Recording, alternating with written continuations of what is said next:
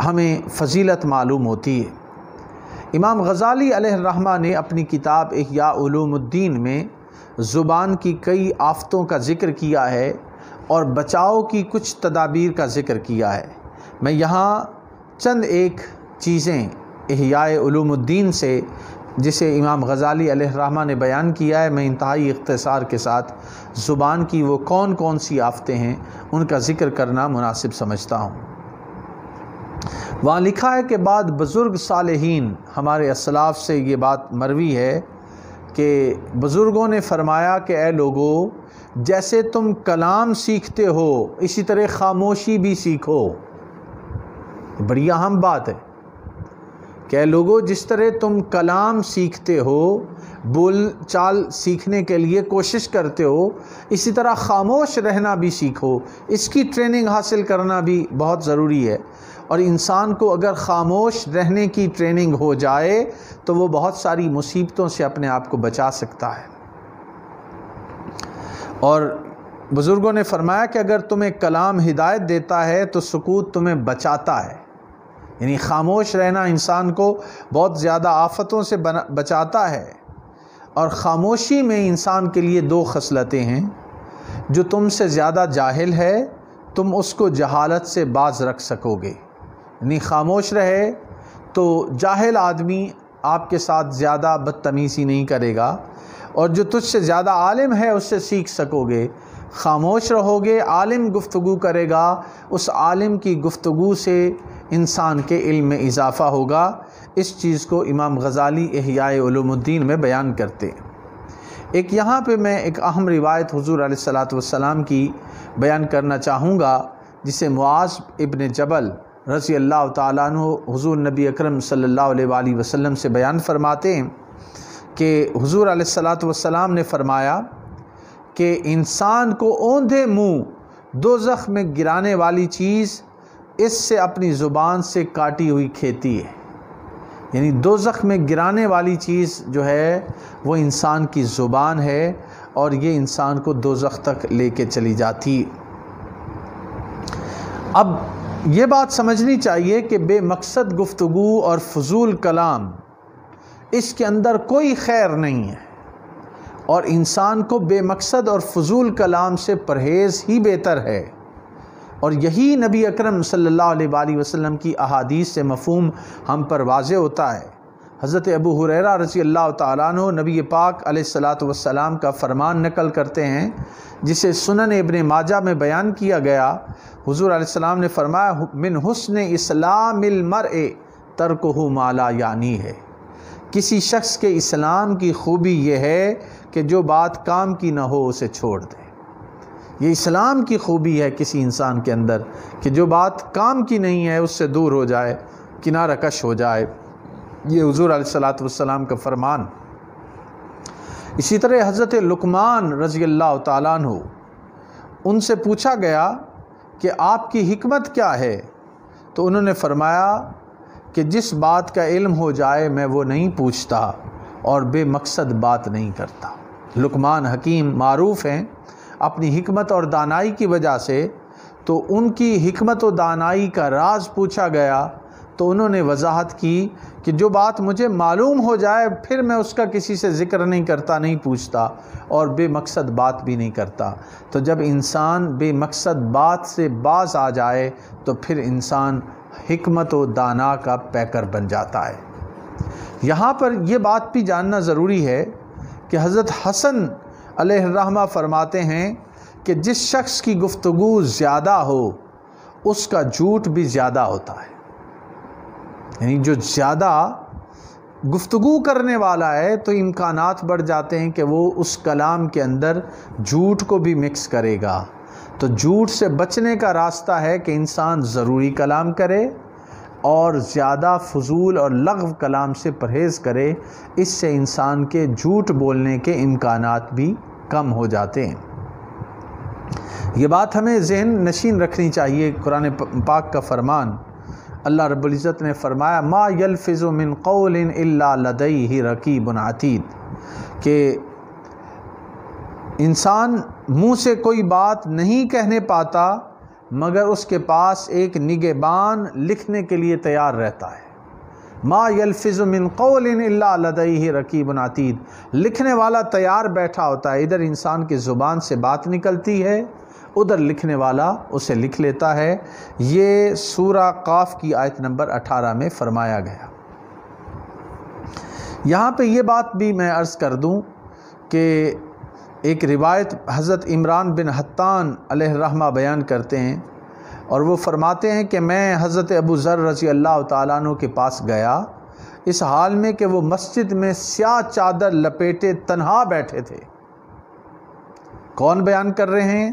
حضرت عمران بن حطان، اور بیان کرتے ہیں کہ حضرت ابو ذر مسجد میں تھے اور سیاہ چادر لپیٹ کر تنہا بیٹھے تھے۔ کہتے ہیں کہ میں نے عرض کیا ابو ذر یہ تنہائی کیسی ہے؟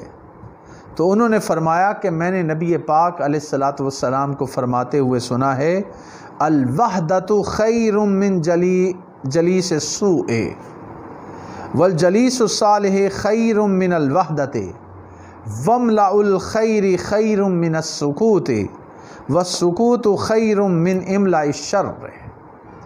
یہ مستدرک میں امام حاکم بیان کرتے ہیں، اور امام حاکم کی یہ حدیث پاک مستدرک میں حدیث نمبر ہے 5466۔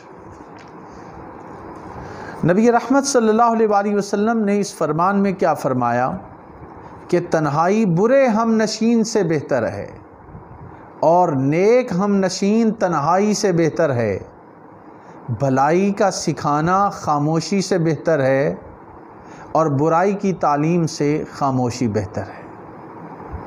یعنی اگر آپ کا ہم نشین برا ہے تو پھر تنہائی بہتر ہے، اور ہم نشین اچھا ہے تو پھر ہم نشین کی ہم نشینی اچھی ہے۔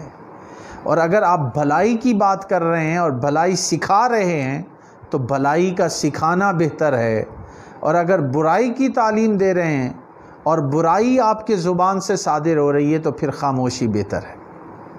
سفیان بن عیینہ علیہ الرحمہ کسی اہل معرفت کا قول بیان کرتے ہیں کہ انہوں نے فرمایا الصمت زین للعالم وستر للجاہل، کہ خاموشی عالم کے لیے زینت ہے اور جاہل کے لیے پردہ ہے، کہ جب تک جاہل خاموش رہتا ہے اس کا عیب، اس کی جہالت دوسروں پر ظاہر نہیں ہوتی، اور عالم جب خاموشی اختیار کرتا ہے تو اس کی عزت میں اضافہ ہوتا ہے، یہ اس کی زینت ہے، اور جاہل کی جہالت کو چھپاتی ہے خاموشی۔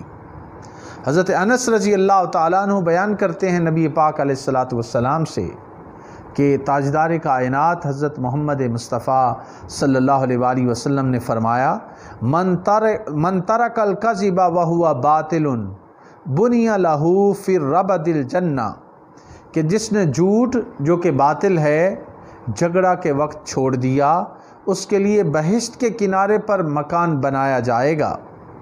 ومن ترک المراح وہو محق بنی لہ فی وسطہا، اور جو حق پر ہوتے ہوئے جھگڑا ترک کر دے اس کے لیے جنت کے درمیان مکان بنایا جائے گا۔ ومن حسن خلقہ بنی لہ فی اعلاہا، اور جو اپنے اخلاق کو سنوار لے اس کے لیے جنت کے بلند ترین جگہ پر محل تعمیر کیا جائے گا۔ تو حسن اخلاق ایسی چیز ہے جس سے انسان کے لیے جنت میں محل تیار ہوتا ہے، اور یہ حدیث پاک امام ترمذی نے اپنی جامع الصحیح میں اس کو بیان کیا ہے، ابواب البر والصلہ میں، اور حدیث نمبر ہے 1953۔ ایک جو بڑا اہم مسئلہ ہمارے معاشرے کی برائی کا ہے وہ ہے جھگڑا کرنا، کسی کے ساتھ لڑائی جھگڑے میں انوالو ہو جانا، تھوڑی سی بات ہوئی تو آپ نے جھگڑا بڑھا لیا، یہ بات بھی مناسب نہیں ہے۔ اور حضرت عائشہ صدیقہ رضی اللہ تعالیٰ عنہ روایت کرتی ہیں نبی پاک علیہ الصلاۃ والسلام سے کہ حضور علیہ الصلاۃ والسلام نے فرمایا ان ابغض الرجال الی اللہ الالد الخصیم، کہ اللہ تعالیٰ کو وہ بندہ سخت ناپسند ہے جو بہت زیادہ جھگڑا کرنے والا ہے، جھگڑالو آدمی اللہ تعالیٰ کو پسند نہیں ہے۔ تو انسان کوشش کرے کہ جتنا وہ جھگڑے سے بچ سکے اتنا ہی اس کے لیے بہتر ہے، اس وقت کو وہ ذکر اذکار میں، درود شریف میں اور ذکر و فکر میں، غور و فکر میں لگائے گا تو اس کو زیادہ فائدہ پہنچ سکتا ہے۔ ایک اور اہم بات کے بعد لوگ جب گفتگو کرتے ہیں تو بڑے پرتکلف انداز میں گفتگو کرتے ہیں اور الفاظ کو چبا چبا کر بولتے ہیں اور دوسروں پہ ایک امپریشن چھوڑنے کی بات کرتے ہیں اور دوسروں کو اپنے کلام کے ذریعے متاثر کرنے کی کوشش کرتے ہیں۔ اس کو بھی منع کیا گیا ہے۔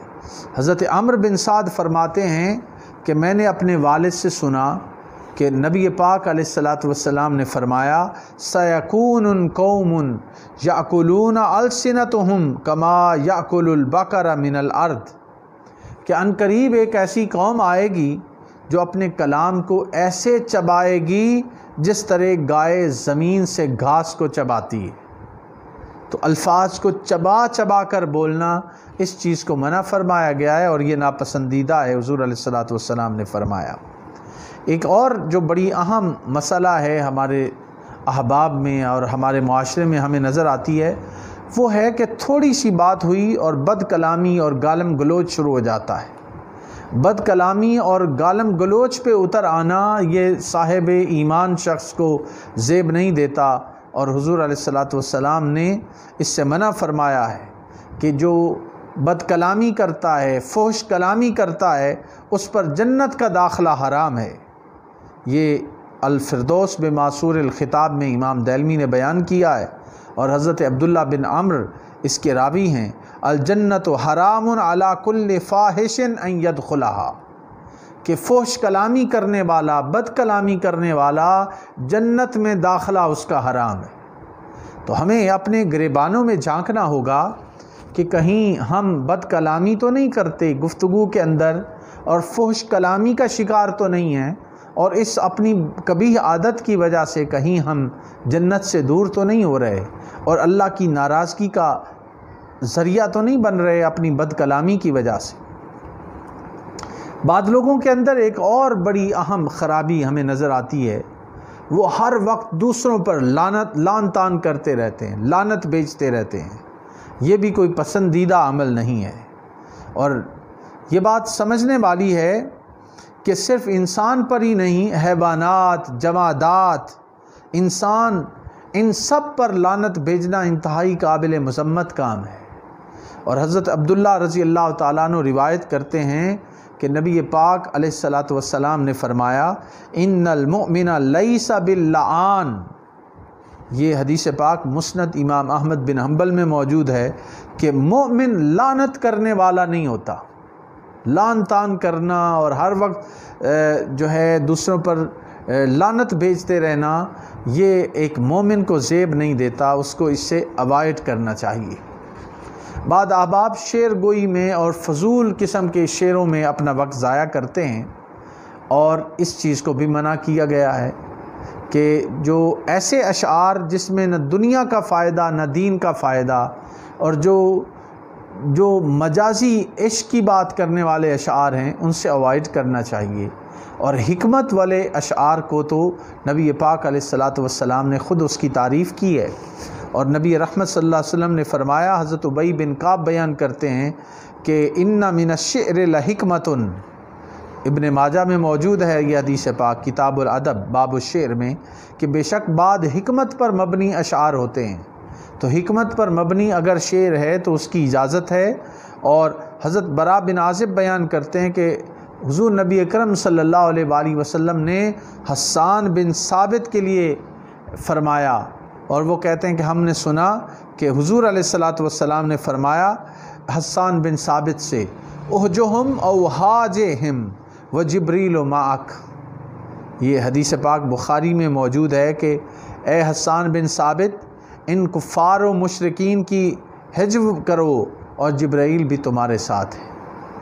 تو ایسا کلام جو ہے بعد کلام حکمت پر مبنی ہوتا ہے اور اس حکمت پر مبنی شعر میں کوئی غلط بات نہیں ہے، لیکن دوسرے اشعار جو مجازی عشق کی بات کرتے ہیں جس کے اندر فحش کلامی ہوتی ہے، لفاظی ہوتی ہے، دنیا آخرت کا کوئی فائدہ نہیں ہے، اس سے اوائڈ کرنے کا ہمیں حکم دیا گیا۔ بعد احباب کی ایک اور بڑی کبھی عادت ہوتی ہے کہ وہ کثرت سے طنز و مزاح کرنے والے ہوتے ہیں. طنز کرتے رہنا، مذاق اڑاتے رہنا، ہر کسی کا تمسخر اڑاتے رہنا، یہ بات بھی اتنی پسندیدہ نہیں ہے، بلکہ زیادہ ہنسنے سے انسان کا دل مردہ ہو جاتا ہے اور اس سے انسان کے دل میں بغض پیدا ہوتا ہے اور اس وجہ سے انسان کی ہیبت اور وقار ختم ہوتا ہے. اگر کوئی شخص چاہتا ہے کہ اس کی ہیبت اور وقار برقرار رہے تو اسے اپنے ہنسنے پر قابو پانا ہوگا. ہنسنا، بے جا ہنسنا اور طنز اور مذاق کرتے رہنا، یہ انسان کی قدر و قیمت دوسروں کی نگاہ میں گرا دیتا ہے. اب یہاں پہ میں حضرت عائشہ صدیقہ رضی اللہ تعالی عنہا کی بیان کردہ ایک روایت آپ کے گوش گزار کرنا چاہوں گا کہ حضور نبی اکرم صلی اللہ علیہ وآلہ وسلم نے فرمایا: یا امت محمد واللہ لو تعلمون ما اعلم لبقیتم کثیرا ولضحکتم قلیلا. عائشہ صدیقہ نے حضور علیہ السلام کی حدیث پاک بیان کی اور حضور علیہ السلام فرما رہے ہیں کہ اے امت محمدیہ، اگر تم جان لیتے جو میں جانتا ہوں تو تم ضرور زیادہ روتے اور ضرور تم بہت کم ہنستے. یعنی تمہارا ہنسنا اس لیے ہے کہ تم جانتے کچھ نہیں اپنی آخرت کے بارے میں، اللہ کی وحدانیت کے بارے میں، اپنے عیوب کے بارے میں. اگر تمہیں حقیقت معلوم ہو جاتی تو تمہارا ہنسنا کم ہو جاتا. یہ حضور علیہ السلام نے فرمایا. تو ہمیں غور کرنا ہوگا کہ یہ ہر وقت ٹھٹھا مذاق کرتے رہنا، دوسروں کا تمسخر اڑاتے رہنا، دوسروں پر طعن و تشنیع کے فکرے کستے رہنا، یہ انسان کے دل کو مردہ کر دیتا ہے، انسان کو بے اوقات اور بے توقیر کر دیتا ہے. اس سے حضور علیہ السلام نے منع فرمایا ہے. اب یہ بات سمجھنے والی ہے کہ ایک ہے کہ ایسا طنز اور مزاح کرنا جس سے دوسرے کو تکلیف ہو، لیکن اگر کسی کی دلجوئی کے لیے کوئی ایسی بات کہہ دی جائے تو ایسے مزاح کی اجازت بھی ہمیں ملتی ہے اور اس کا جواز بھی ملتا ہے. چنانچہ میں اس حوالے سے یہ عرض کروں گا، حضرت حسن بصری رحمۃ اللہ علیہ بیان فرماتے ہیں، وہ بیان فرماتے ہیں کہ ایک بوڑھی عورت نبی پاک علیہ السلام کی خدمت میں حاضر ہوئی اور آپ صلی اللہ علیہ وآلہ وسلم نے اس بوڑھی عورت سے فرمایا کہ کوئی بوڑھی عورت جنت میں نہیں جائے گی.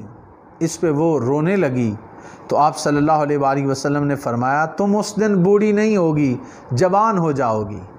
تو اس طرح کا مزاح حضور علیہ السلام سے مروی ہے کہ کسی کو خوش کرنے کے لیے، دل جوئی کے لیے اگر آپ ایسی بات کرتے ہیں تو اس کی اجازت موجود ہے، لیکن ایسی دل آزاری کرنے والا طنز و مزاح کرنا، تمسخر اڑانا اور دوسرے کو دوسروں کے سامنے بے عزت اور بے توقیر کرنا، اس کی اجازت نہیں دی گئی، بلکہ اس کو نبی پاک علیہ السلام نے منع فرمایا.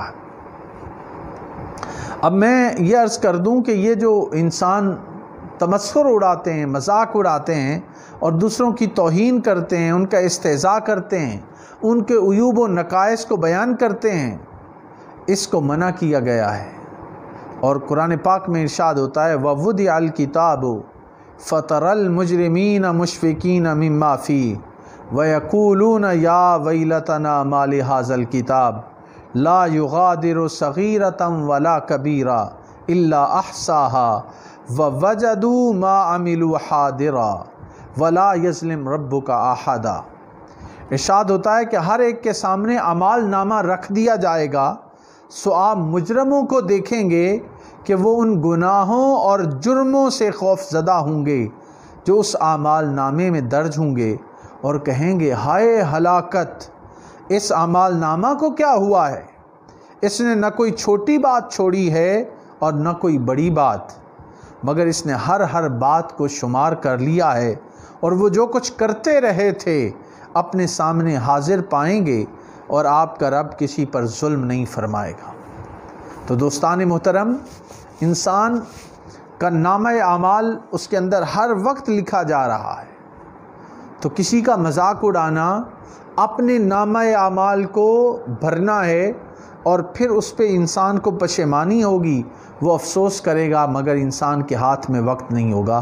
تو تمسخر، مذاق اڑانے سے اللہ رب العزت نے بھی منع فرمایا ہے کہ تم میں سے کوئی قوم کسی کا مذاق نہ اڑائے، اور اس کے نتیجے میں کیا ہوگا کہ انسان پھر پچھتائے گا، اور پچھتانے پر پھر انسان اپنے اس عمل کو بدل نہیں پائے گا، اس لیے منع فرمایا گیا۔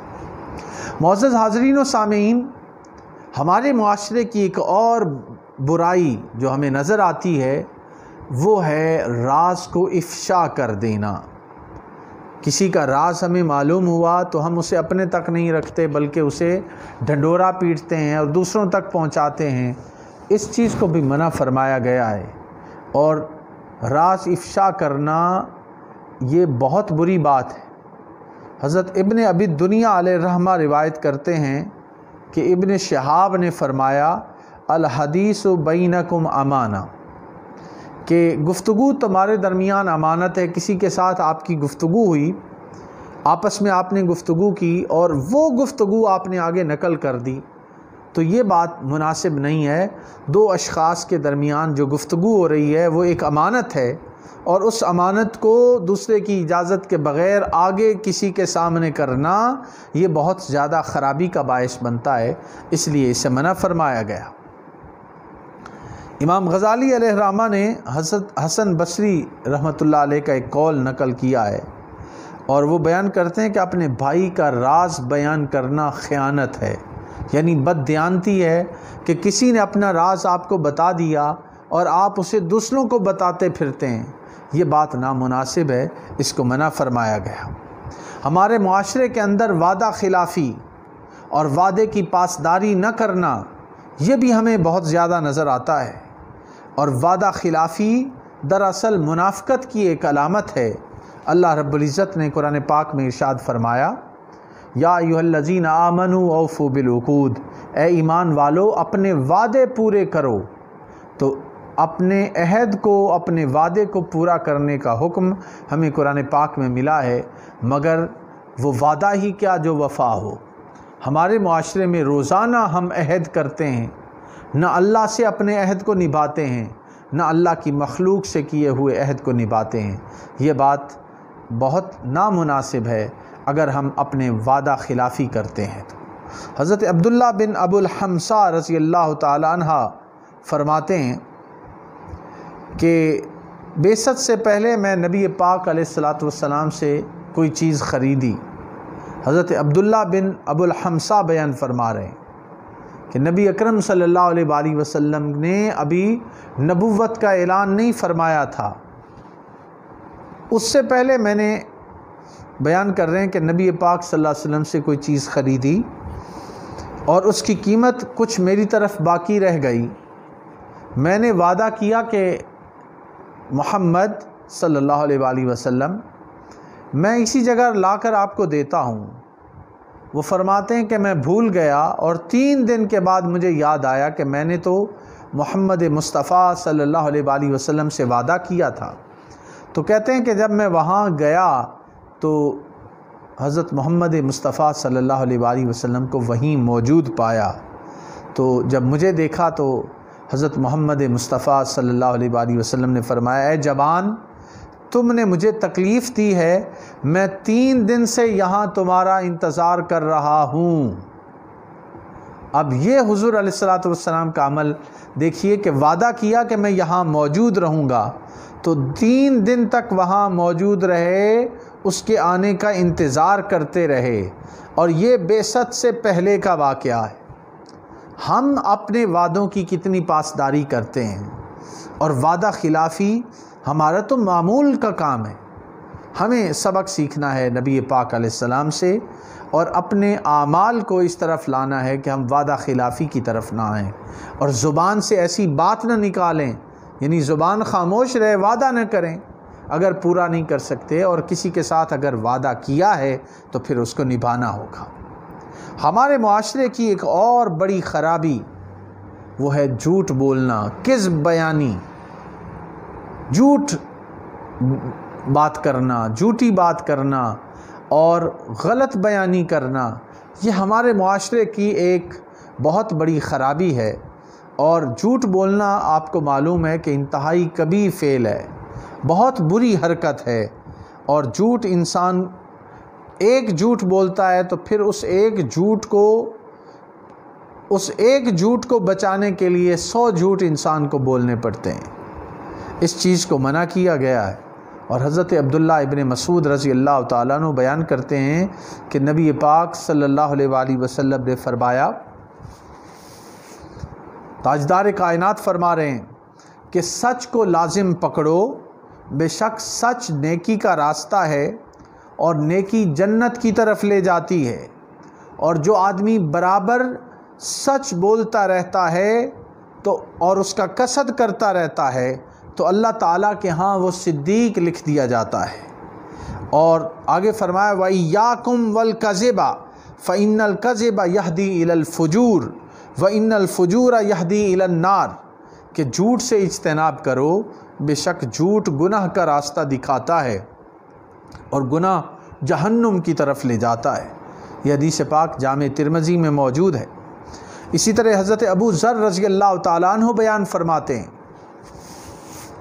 وہ فرماتے ہیں کہ حضور نبی اکرم صلی اللہ علیہ وآلہ وسلم نے فرمایا کہ 3 اشخاص ایسے ہیں جن سے قیامت کے دن اللہ تعالیٰ بات نہیں فرمائے گا۔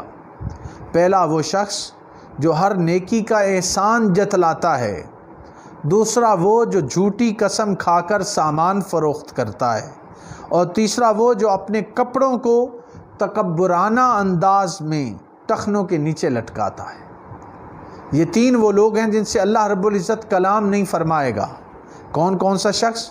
جو اپنا نیکی کر کے احسان جتلاتا ہے، جو جھوٹی قسم کھا کر اپنا سامان بیچتا ہے، اور جو تکبر کی وجہ سے اپنے کپڑوں کو ٹخنوں کے نیچے لٹکائے پھرتا ہے۔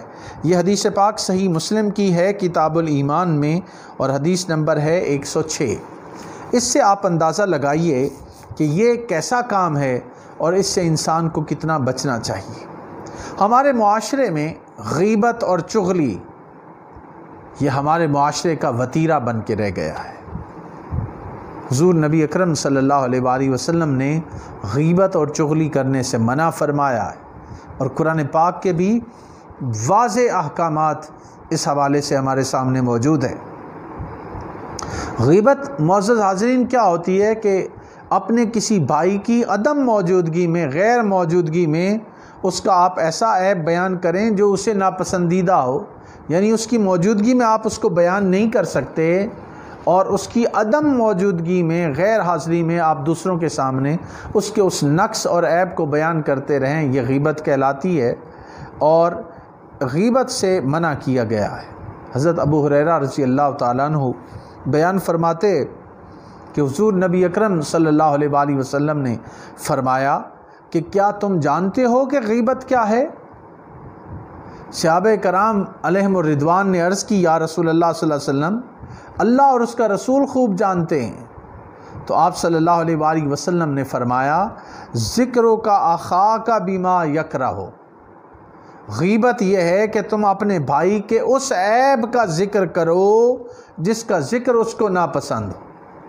تو خود نبی پاک علیہ الصلاۃ والسلام نے غیبت کی ڈیفائن کر دی، بتا دیا کہ ایسی بات کا ذکر کرنا جسے آپ اپنے بھائی کے سامنے بیان نہیں کر سکتے، وہ اسے ناپسند کرتا ہے، اسے غیبت کہا گیا۔ حضور علیہ الصلاۃ والسلام سے عرض کیا گیا، یا رسول اللہ صلی اللہ علیہ وسلم، اس کے بارے میں آپ کی کیا رائے ہے کہ اگر میرے بھائی میں وہ عیب ہو جس کا میں ذکر کروں؟ تو اس پر رسول اللہ صلی اللہ علیہ وآلہ وسلم نے فرمایا، ان کان فیہ ما تقول قد اغتبتہ وَإِن لَّمْ يَكُنْ فِيهِ فَقَدْ بَهَتَّهُ، کہ اگر تم نے وہ عیب بیان کیا جو اس میں ہے تبھی تو تم نے اس کی غیبت کی ہے، اور اگر وہ عیب بیان کیا ہے جو اس میں نہیں تو پھر تم نے اس پر بہتان لگایا ہے۔ آج غور و خوض کرنا ہوگا کہ ہم چھوٹی چھوٹی بات پر دوسروں کی غیبت اور بہتان لگانے سے باز نہیں آتے۔ حضور علیہ الصلاۃ والسلام نے اس سے منع کیا ہے، اور یہ حدیث پاک جو میں نے عرض کی یہ صحیح مسلم کی حدیث پاک ہے اور حدیث نمبر ہے 2599، جس میں حضور علیہ الصلاۃ والسلام نے غیبت سے منع کیا اور بہتان سے منع کیا، اور ہمیں سوچنا ہوگا کہ ہم ہر وقت اس سے باہر کیسے آ سکتے ہیں۔ قرآن مجید نے سورہ الحجرات اس کی آیت نمبر 12 میں غیبت کرنے سے منع فرمایا۔ حکم ہوتا ہے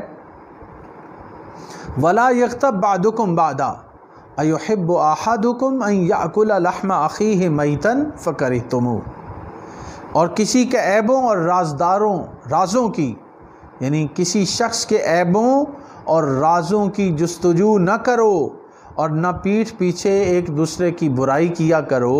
کیا تم میں سے کوئی شخص یہ پسند کرے گا کہ وہ اپنے مردہ بھائی کا گوشت کھائے؟ سو تم اس سے نفرت کرتے ہو۔ تو جب مردہ بھائی کا گوشت کھانے سے نفرت کرتے ہو تو غیبت ایسی ہی چیز ہے جیسے اپنے مردہ بھائی کا گوشت کھانا۔ اس سے حضور علیہ الصلاۃ والسلام نے منع فرمایا۔ حضرت انس بن مالک رضی اللہ تعالیٰ عنہ بیان کرتے ہیں کہ نبی پاک صلی اللہ علیہ وآلہ وسلم نے فرمایا کہ جب مجھے معراج کروائی گئی تو میں ایسے لوگوں کے پاس سے گزرا جن کے ناخن تانبے کے تھے، وہ ان کے ساتھ اپنے چہروں اور سینوں کو نوچتے تھے۔ میں نے کہا اے جبرائیل یہ کون لوگ ہیں؟ حضرت جبرائیل امین نے عرض کی یہ ایسے آدمی ہیں جو لوگوں کا گوشت کھاتے اور ان کی بے عزتی کرتے ہیں۔ مطلب یہ ہے کہ یہ وہ لوگ ہیں جو غیبت کرتے ہیں، اس غیبت کرنے کی وجہ سے یہ اپنے سینوں کو اور اپنے چہروں کو نوچتے ہیں تانبے کے ناخنوں سے۔ یہ حضور علیہ الصلاۃ والسلام نے معراج کی شب اس کا ملاحظہ کیا۔ اسی طرح حضرت عطا ابن رباح بن ابی رباح بیان کرتے ہیں کہ غیبت سے توبہ ہو سکتی ہے؟ یعنی حضرت عطا بن ابی رباح سے کسی نے پوچھا کہ حضرت یہ بتائیے کہ غیبت سے توبہ ہو سکتی ہے؟ تو انہوں نے فرمایا کہ اس شخص کے پاس جاؤ جس کی غیبت کی ہے، اس سے کہو کہ میں نے جو کچھ کہا وہ جھوٹ ہے، میں نے تجھ پر زیادتی کی اور گناہ کیا، اگر چاہو تو اپنا حق لے لو اور چاہو تو معاف کر دو۔ یعنی غیبت کسی کی ہے تو پھر جا کے پرسنلی اس سے ملاقات کرنا پڑے گی اور اس سے معافی مانگنی پڑے گی۔ یہ وہ غیبت کی صورتحال ہے۔ اسی طرح میں نے عرض کیا کہ چغل خوری کرنا، کسی کی بات کسی دوسرے کے پاس جا کے کرنا، پوشیدہ بات کو ظاہر کرنا اور اس سے پردہ اٹھانا، جس کو ظاہر کرنا ناپسندیدہ ہوتا ہے، اس کی مذمت کی گئی ہے۔ قرآن نے کہا اُتُلِّم بَعْدَ ذَلِكَ زَنِيمٌ، جو بد مزاج اور درست خو ہیں ان کے حوالے سے بیان کیا گیا کہ جو بد مزاج اور تند خو ہیں ان کا ذکر کیا اور فرمایا کہ یہ بد اصل بھی ہیں، تو چغل خوری سے منع کیا گیا۔ حضرت حذیفہ رضی اللہ تعالیٰ عنہ بیان کرتے ہیں کہ حضور علیہ السلام نے فرمایا لا يدخل الجنت نمام، کہ چغل خور جنت میں داخل نہیں ہوگا۔ حماد بن سلمہ فرماتے ہیں کہ ایک شخص نے غلام بیچا اور خریدار سے کہا، یہ بڑی اہم بات ہے جسے امام غزالی نے نقل کیا کہ ایک شخص نے غلام بیچا اور خریدار سے کہا کہ میں اس میں چغل خوری کے علاوہ اور کوئی عیب نہیں پاتا۔ اس بندے نے غلام خرید لیا۔ غلام چند دن خاموش رہا، پھر اپنے مالک کی بیوی سے ایک دن کہنے لگا کہ آقا تجھے پسند نہیں کرتا، وہ دوسری عورت لانا چاہتا ہے۔ یہ اس نے اس عورت سے کہا تو ایسا کرو کہ جب تمہارا خامن سو رہا ہو تو جب وہ سو رہا ہو تو اس کے بال گدی سے کچھ بال اتار کر میرے پاس لاؤ تاکہ میں کوئی منتر کر دوں اور وہ تم سے محبت کرنے لگ جائے اور اس کام سے باز ہو جائے۔ عورت اس بات پر رضامند ہو گئی۔ دوسری طرف اسی غلام نے مالک سے کہا کہ آپ کی بیوی کسی اور کے ساتھ اس کے تعلقات ہیں اور وہ آپ کو قتل کرنا چاہتی ہے، آپ جھوٹ موٹ کے سو جائیں تو آپ کو حقیقت معلوم ہو جائے گی۔ چنانچہ وہ مالک سو گیا اور جب اس کی بیوی اس طرح لے کر آئی تو اس نے سوچا کہ یہ شاید مجھے قتل کرنے آئی ہے، تو انہوں نے اٹھ کے اس کو بیوی کو قتل کر دیا، اور بعد میں بیوی کے گھر والے آئے، انہوں نے اس شوہر کو قتل کر دیا۔ تو یہ چغل خوری انسان کو تباہ اور برباد کر دیتی ہے، اور اس سے انسان کو اپنے آپ کو بچانا چاہیے۔ اور یہ ساری وہ آفتیں ہیں جو زبان کی آفتیں ہیں، جو زبان انسان کو تباہی اور بربادی کی طرف لے جاتی ہے۔ بعض احباب اور دوستوں میں اور بعض انسانوں میں دوغلا پن ہوتا ہے، ان کی پرسنالٹی ڈبل فیسڈ ہوتی ہے، وہ دو رخے ہوتے ہیں۔ دو رخی کو بھی منع کیا گیا۔ کسی نے کہا کہ دو رنگی چھوڑ دے، یک رنگ ہو جا، سراسر موم یا پھر سنگ ہو جا۔ یہ جو دو رخا پن ہے یہ بہت بری چیز ہے، اور انسان اس کی وجہ سے بہت زیادہ مصائب آلام کا اور اللہ اور اس کے رسول کی نظر میں کسی طرح کی کسی پوزیشن پہ نہیں رہتا، بلکہ وہ گر جاتا ہے مقام سے۔ حضرت عمار بیان کرتے ہیں کہ نبی اکرم صلی اللہ علیہ وآلہ وسلم نے فرمایا، من کان لہو وجہان فی الدنیا کان لہو یوم القیامت لسانان من نار۔ یہ حدیث پاک سنن ابی داؤد میں موجود ہے کہ وہ شخص جو دنیا میں دو منہ رکھے، یعنی دوغلا پن رکھتا ہو، تو قیامت کے روز اس کی آگ کی دو زبانیں ہوں گی۔ یعنی دوغلا پن کی وجہ سے، دو رخا پن کی وجہ سے آگ کی دو زبانیں ہوں گی۔ حضرت ابو ہریرہ رضی اللہ تعالیٰ عنہ روایت کرتے ہیں کہ نبی پاک علیہ الصلوۃ والسلام نے فرمایا، ان من شر الناس عند اللہ یوم القیامہ ذو الوجہین، کہ قیامت کے دن اللہ کے نزدیک بدترین آدمی وہ ہے جس کے دو منہ ہوں، یعنی ایک کے ساتھ اور بات، دوسرے کے ساتھ اور بات کرنے والا۔ ادھر جائے تو کہے کہ ہم آپ کے ساتھ ہیں، دوسرے فریق کے پاس جائے تو کہے ہم آپ کے ساتھ ہیں۔ یہ جو دو رخا پن ہے، یہ جو دوغلا پن ہے، اسے ناپسند کیا گیا، اور حضور علیہ الصلوۃ والسلام نے اس سے منع فرمایا۔ یہ حدیث پاک جو میں نے عرض کی، یہ ترمذی شریف کی حدیث پاک ہے، اور حدیث نمبر ہے 2025۔ ہمارے معاشرے میں ایک اور مرض جو ہمارے معاشرے کو لاحق ہے، وہ ہے فلیٹرنگ، بٹرنگ، خوشامد کرنا، دوسروں کی چاپلوسی کرنا۔ اس چیز کو بھی منع کیا گیا ہے، اور خوشامد کے اندر بہت زیادہ آفتیں پوشیدہ ہیں، اور اس میں جو سب سے پہلی آفت ہے خوشامد میں کہ انسان کسی کی حد سے بڑھ کے تعریف کرتا ہے، وہ اس سے محبت کا اظہار کرتا ہے، اور اس کے بارے میں ایسی ایسی باتیں کرتا ہے جس کا حقیقت سے کوئی تعلق نہیں ہوتا۔ تو اس بات کے کرنے سے بھی انسان اللہ اور اس کے رسول کی نظر میں گر کے رہ جاتا ہے۔